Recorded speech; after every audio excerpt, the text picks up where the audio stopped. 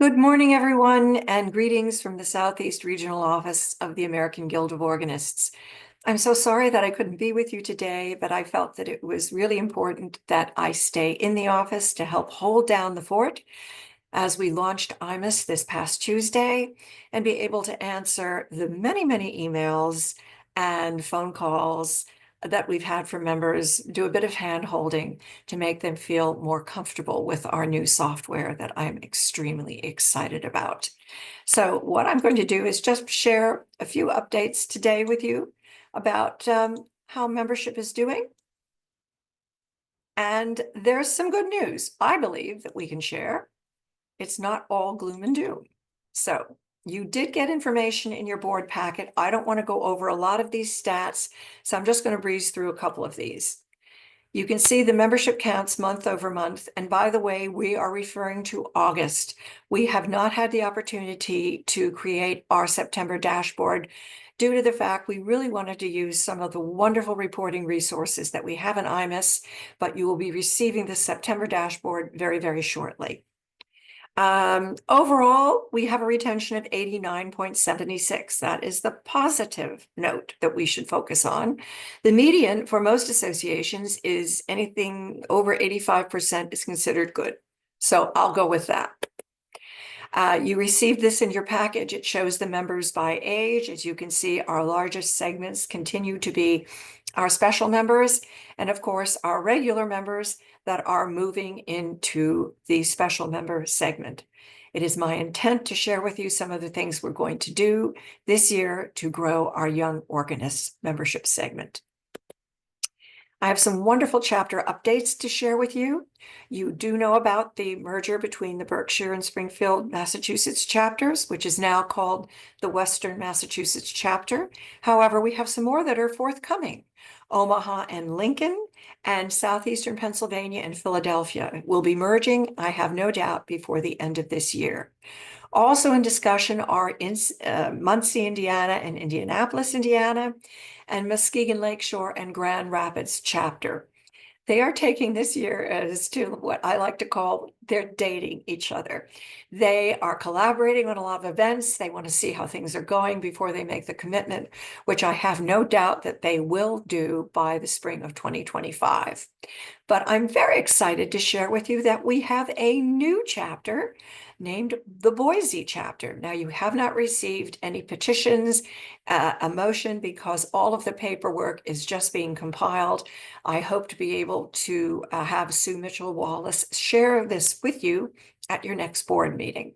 But the members in the Boise area are just gung-ho about starting this chapter and the potential to grow its members. So I couldn't be more happier to be able to share this information with you. We also had to jumpstart our Taiwan chapter that had kind of fallen off the charts. We now have 14 active members. And what is very interesting in speaking with their dean was, and I think it's important you know this, that they are active locally. They have 30 members that gather each month to play for each other, that just enjoy collaborating. And so, you know, you might even call this a group of chapter friends. They pay their dues directly to the chapter, but they're vibrant and they are feeling the value of being a member of the AGO, which is the most important thing. Let's talk a little bit about acquisition. Finally, I get to launch a win-back drip campaign, and this is going to be targeted to members that canceled between 2018 and 2023. A drip campaign is a series of communications. It could be emails, it could be texts, there'll probably be a postcard. We will start this in January, and by the end of March of 2025, my goal is that we will have won back and recruited 200 new members. And our slogan is going to be, "We're not your father's mother's AGO." And this is just a little bit of a graphic that you'll probably see that we will be sending on a postcard. We are also in the process of creating a new digital brochure, and I want to thank Leslie Wolf-Robb very, very much for putting this idea forward several months ago. We need something to share with the parents of young organists, at POEs, at chapter scholarship programs, at Pedals, Pipes, and Pizzas. When Orgle kids are presented, chapters do visits with Orgle kids kits. We need to have a brochure that really talks to them about the value as a young member of joining the AGO. We may end up doing two different digital brochures, ones that targeted more to younger members and one that may be targeted more to our high school and college members. However, Leslie Wolf-Robb and JW and I will be working on this, and we'll look forward to sharing the new digital brochure with you very shortly. Operation Latter-day Saints.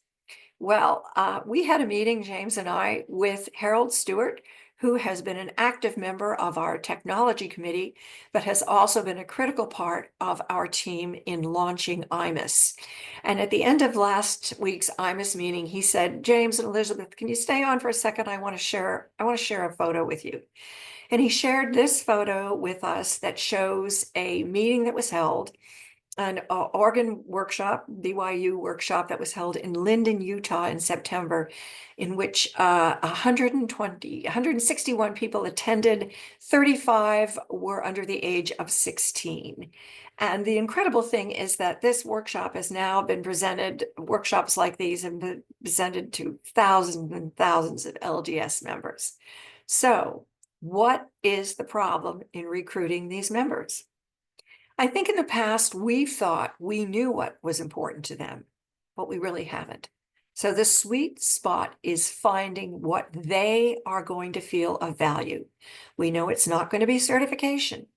We know it may not be some of the literature that we have that they could play at their services because they are required to use a special book of music at any service they have. However, there is potential for recruitment.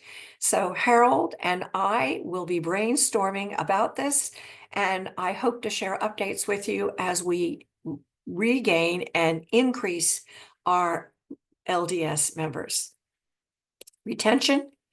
I'm pleased that we started this past March a chapter pilot program. This goal is really to see by the end of June of 2025, having worked with 3 chapters where we have noted in areas of density that there's potential for growth, that each chapter will have experienced a 10% net growth in recruitment. I've had the pleasure of facilitating strategic planning sessions with the Omaha chapter, with the Charlotte chapter, and with the Boston chapter. And the response has just been wonderful. They've been enthusiastic about this because it was a collaborative effort.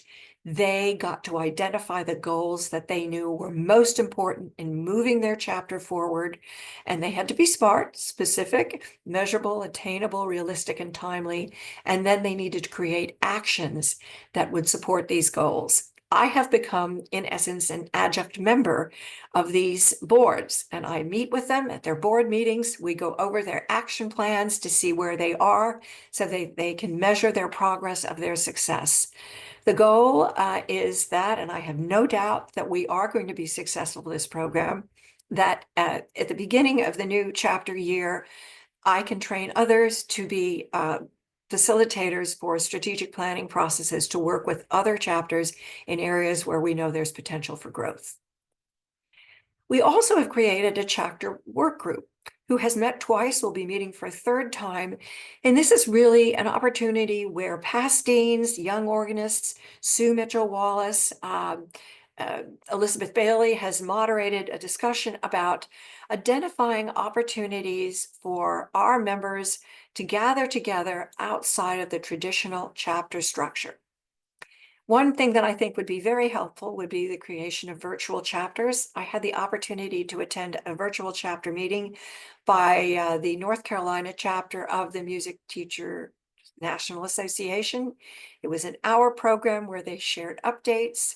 There was time for collaboration, and they had education. They had someone do a presentation. It was wonderful. It lasted an hour. I would love someone chapter, for example, like the South Dakota chapter, to try this. I think it could be very successful.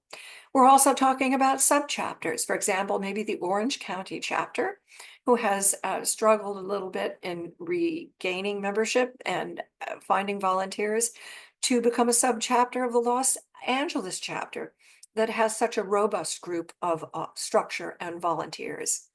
And as well, it's extremely important that we, in looking beyond the chapter structure, consider forming groups, whether you want to call them groups, circles, clubs, whatever, that require no governance but provide a sense of community and a sense of belonging. We have seen, as you have on the national level, how difficult it has been to find volunteers.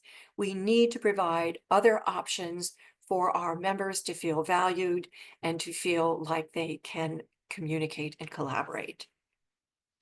Our chapter specialist support teams continue to be very successful in helping as subject knowledge experts in areas of marketing and communications, in finance, in technology, chapter leadership, programming, and finance, to help chapter officers who submit a request.